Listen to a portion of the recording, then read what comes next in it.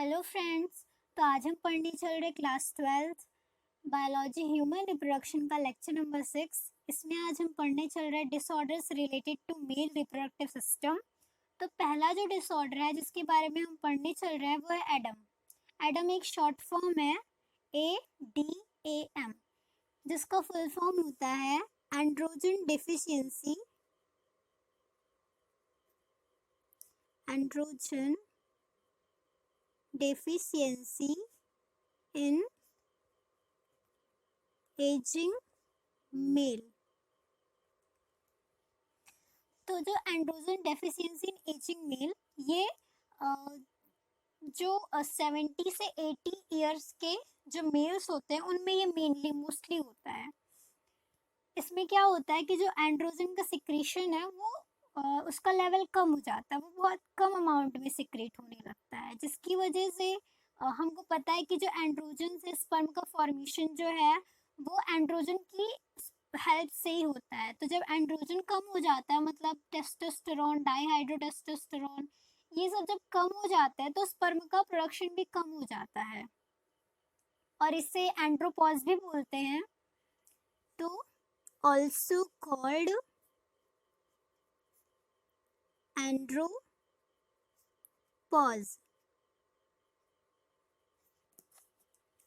इसमें क्या होता है, 70 ईयर क्या 50 ईयर मान लेते हैं, क्योंकि 50 ईयर के बाद से थोड़ी ओल्ड एज स्टार्ट होने लगती है। तो after 50 years secretion of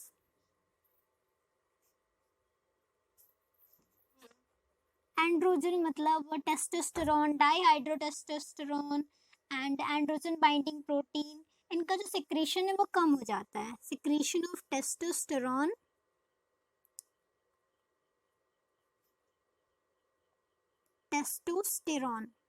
decreases, कम हो जाता है, जिसकी वजह से जो स्पर्म का प्रोडक्शन है वो भी कम हो जाता है। स्पर्म प्रोडक्शन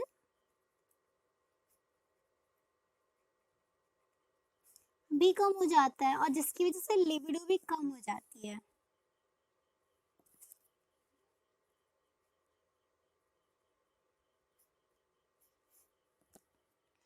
उसके बाद जो सेकंड डिसऑर्डर है वो है इरेक्टाइल डिसफंक्शन। मैंने आपको बताया था कि जो इरेक्शन ऑफ पेनिस है वो इंसेमिनेशन के लिए बहुत ज़रूरी होता है। तो ये भी एक रिप्रोडक्शन सिस्टम में इसका भी बहुत इम्पोर्टेंट रोल होता है, और जब ये इसमें डिसफंक्शन हो जाता है तो ये भी डिसऑर्डर हो जाता है। तो सेकंड है इरेक्टाइल डिसफंक्शन।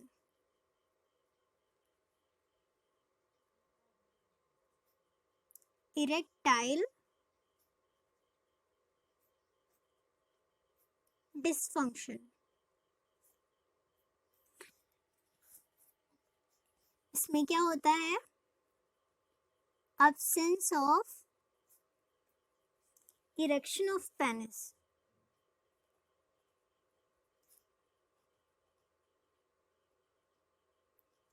इसका ट्रीटमेंट पूछा जाता है तो इसका ट्रीटमेंट लिख लेते हैं।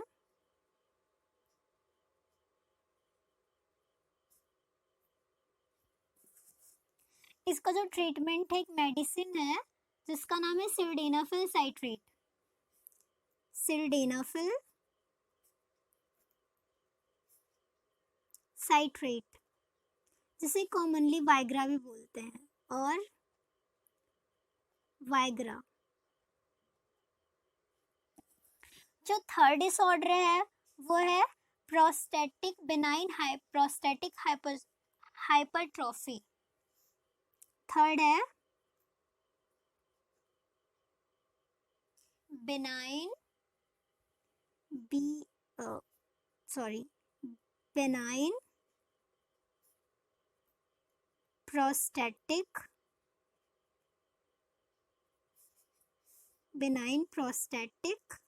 हाइपरट्रॉफी।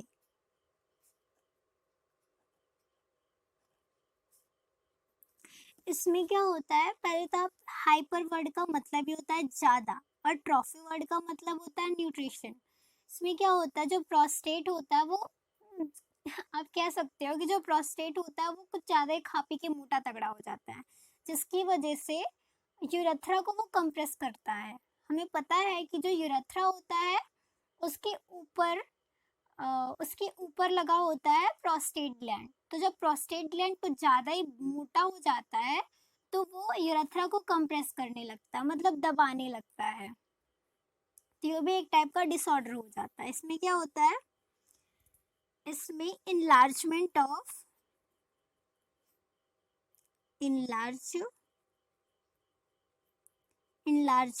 of prostate,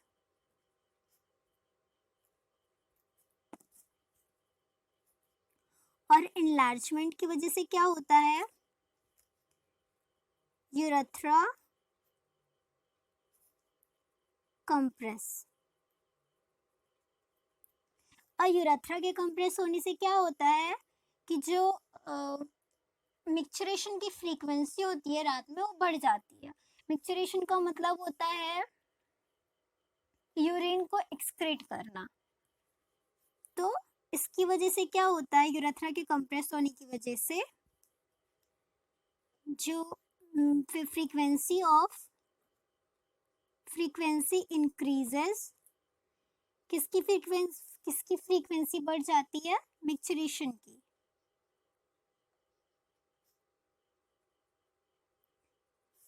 रात में, ड्यूरिंग नाइट। तो आपने क्लास 11th में एक्सक्रीशन चैप्टर में पढ़ा होगा कि रात में जब मिक्सचरेशन की फ्रीक्वेंसी बढ़ जाती है तो एक डिजीज होती है, उसे बोलते हैं नक्चूरिया। तो यूरेथ्रा के कंप्रेस होने की वजह से जो रात में यूरिन एक्सक्रीट करने की जो फ्रीक्वेंसी होती है वो बहुत बढ़ जाती है, मतलब बहुत जल्दी जल्दी हो जाती है, जिसकी वजह से ये एक डिजीज हो जाती है। मतलब एक डिसऑर्डर की वजह से दूसरा डिसऑर्डर हो जा रहा है, और उस डिसऑर्डर का नाम क्या है, नक्चूरिया।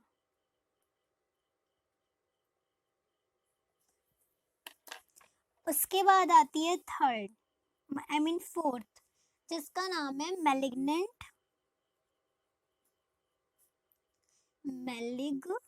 मैलिग्नेंट प्रोस्टेटिक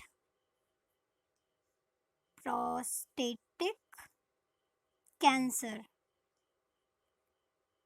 ये जो बेनाइन प्रोस्टेटिक हाइपरट्रॉफी है ये उतनी सीरियस प्रॉब्लम नहीं है जितनी कि मैलिग्नेंट प्रोस्टेटिक कैंसर है, क्योंकि जो बेनाइन प्रोस्टेटिक हाइपरट्रॉफी है वो किसी और ऑर्गन में स्प्रेड नहीं होता है, जबकि जो जबकि जो मैलिग्नेंट प्रोस्टेटिक कैंसर है ये दूसरे ऑर्गन में भी फैलने लगता है, मतलब ये दूसरे ऑर्गन में भी स्प्रेड हो जाता है। तो ये इसको एक सीरियस डिजीज माना जाता है और इसको डेंजरस भी माना जाता है।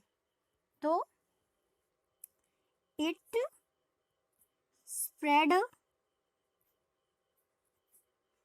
टू अदर ऑर्गन्स, ये और दूसरे भी ऑर्गन्स में फैलने लगता है, जिसकी वजह से ये इसको एक डेंजरस या फिर कह सकते हैं कि सीरियस डिजीज माना जाता है।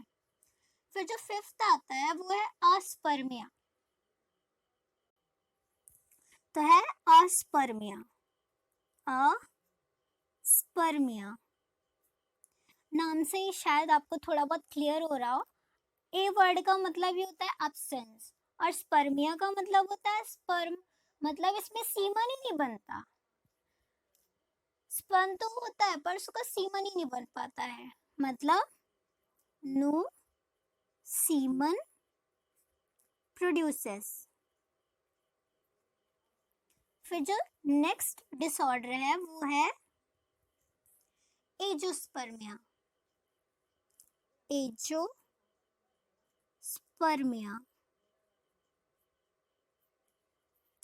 एजोस्पर्मिया में क्या होता है कि सीमन तो बनता है पर सीमन के अंदर स्पर्म ही नहीं होता। तो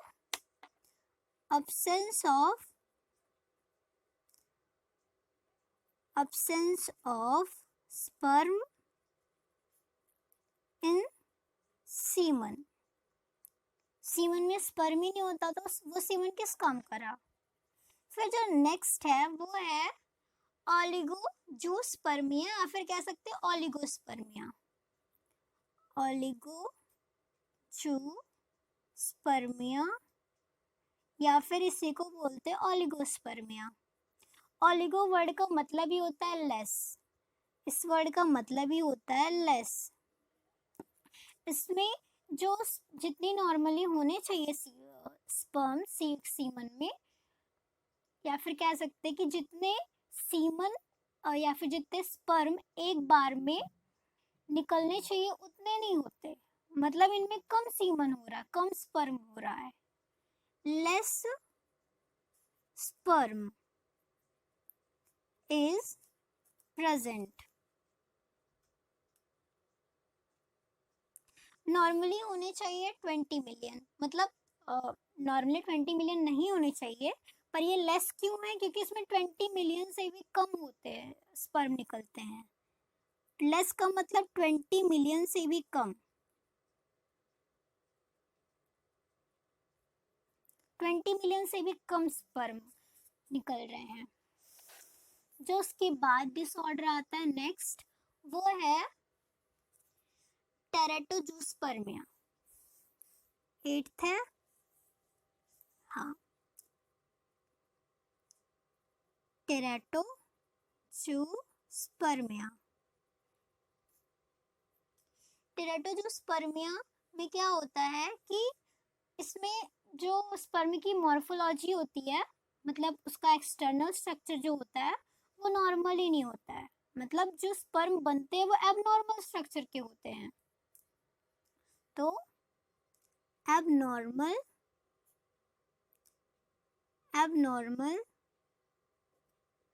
मॉर्फोलॉजी ऑफ स्पर्म। जो नेक्स्ट आता है वो है एस्थेनोजूस्पर्मिया। एस्थेनोजूस्पर्मिया, इसमें क्या होता है कि जो स्पर्म की मोटिलिटी होती है वो बहुत कम होती है, लेस मोटिलिटी ऑफ स्पर्म। उसके बाद आता है inguinal Hermia. Inguinal Hermia, Hermia word का मतलब होता है डिसलोकेट, इस वर्ड का मतलब होता है डिसलोकेट, मतलब उसको जहाँ नॉर्मली होना चाहिए वो वहाँ पे नहीं होता, वो कहीं और पे ही होता है। इंग्वाइनल हर्मिया मतलब जो इंग्वाइनल कैनाल है उसके थ्रू इंटेस्टाइन स्क्रोटम में आ जाती है, तो passes of intestine into scrotum, किसके थ्रू, इंग्वाइनल कैनाल के थ्रू इंग्वाइनल कैनाल। नेक्स्ट है हाइड्रोसील।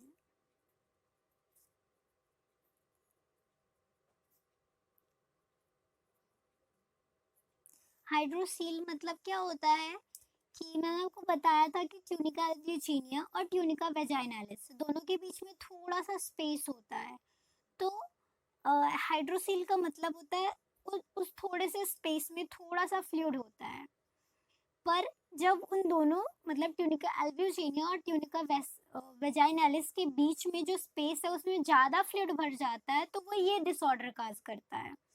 तो इंक्रीज इन फ्लूइड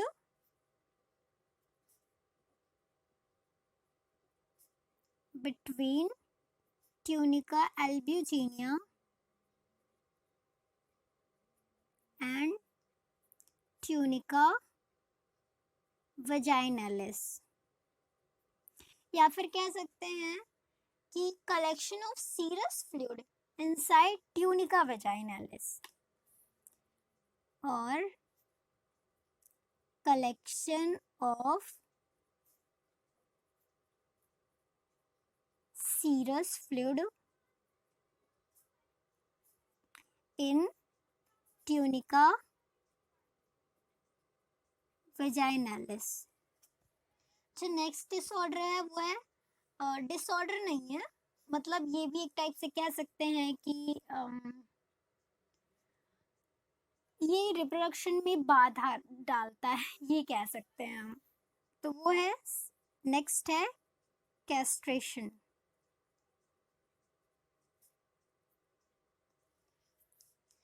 इसका मतलब होता है कि surgical removal of testis, testis को रिमूव कर देना सर्जरी के थ्रू। अब आपने सुना होगा कि पहले कोल्हू मतलब खेत वेत जोतने के काम में बैलों को लाया जाता था, और वो बैल जो ज्यादा एग्रेसिव ना हो, वो थोड़े शांत स्वभाव का हो और अपने जो जो भी किसान हो उसकी बात को सुने। इस वजह से उसके एग्रेशन को कम करने के लिए उसकी टेस्टिस को रिमूव कर दिया जाता था, क्योंकि जो टेस्टोस्टेरोन होता है और डाईहाइड्रोटेस्टोस्टेरोन होते हैं, ये सभी एग्रेशन दाग लाते हैं। तो उनके एग्रेशन को कम करने के लिए टेस्टिस को ही रिमूव कर दिया जाता है कि टेस्टिस ही नहीं रहेगा तो एंड्रोजन्स कैसे बनेंगे, और एंड्रोजन नहीं बनेंगे तो एग्रेशन ही नहीं होगा और वो शांत स्वभाव का रहेगा।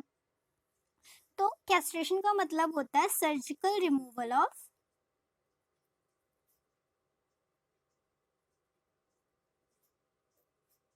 टेस्टिस। और ऐसा क्यों किया जाता है, रिमूव क्यों किया जाता है?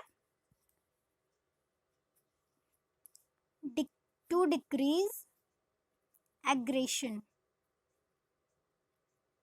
एग्रेशन को कम करने के लिए टेस्टिस को रिमूव कर दिया जाता है। फिर जो नेक्स्ट आता है वो है वासेक्टोमी। वासेक्टोमी, वासेक्टोमी क्या है? पहले तो जो टोमी वर्ड होता है उसका मतलब होता है कटिंग। ये वासेक्टोमी को बोलते हैं परमानेंट मेथड ऑफ स्टेरिलाइजेशन। हाँ, परमानेंट मेथड ऑफ स्टेरिलाइजेशन, मतलब किसी भी मेल को टोटली परमानेंटली स्टेराइल बनाने के लिए ये मेथड का यूज किया जाता है। इसमें क्या करता है, वॉस डेफरेंस जो होता है उसकी, वो आपको पता है कि जो वॉस डेफरेंस होता है थिन होता है, ट्यूब लाइक स्ट्रक्चर होता है, तो उसको कट करके उसको वहीं पे सिल देता है, जिसकी वजह से जो स्पर्म होता है वो पहुंच ही नहीं पाता है, मतलब वो तो, तो जो सीमन तो बनता है पर सीमन के अंदर स्पर्म ही नहीं रहता है, तो इस वजह से वो स्टेराइल हो जाता है मेल। तो वासेक्टोमी क्या है? Permanent method of sterilization. इसमें क्या होता है, कटिंग ऑफ फॉस डेफरेंस।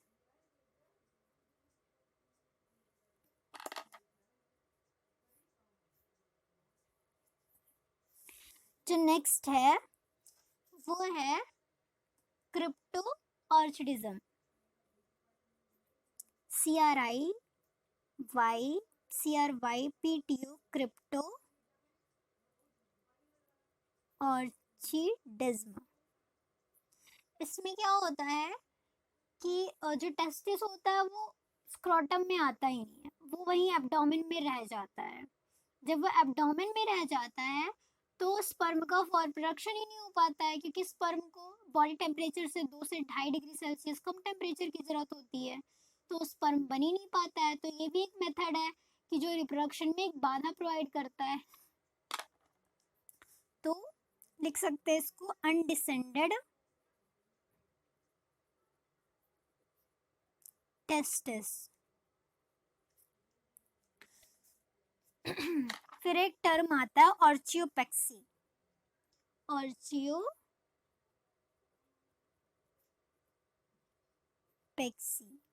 ऑर्चियोपेक्सी का मतलब होता है कि जो अनडिसेंडेड टेस्टिस है, मतलब एब्डोमेन में है, उसको सर्जरी करके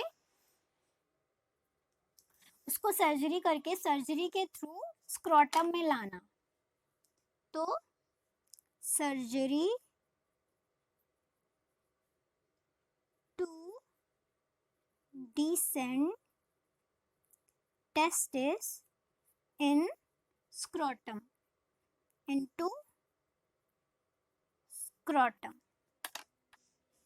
तो ये तो हुए इतने मेल रिप्रोडक्टिव डिसऑर्डर्स। तो आज का लेक्चर यहीं पे खत्म करते हैं। पढ़ते रहिए। All the very best and have a good day.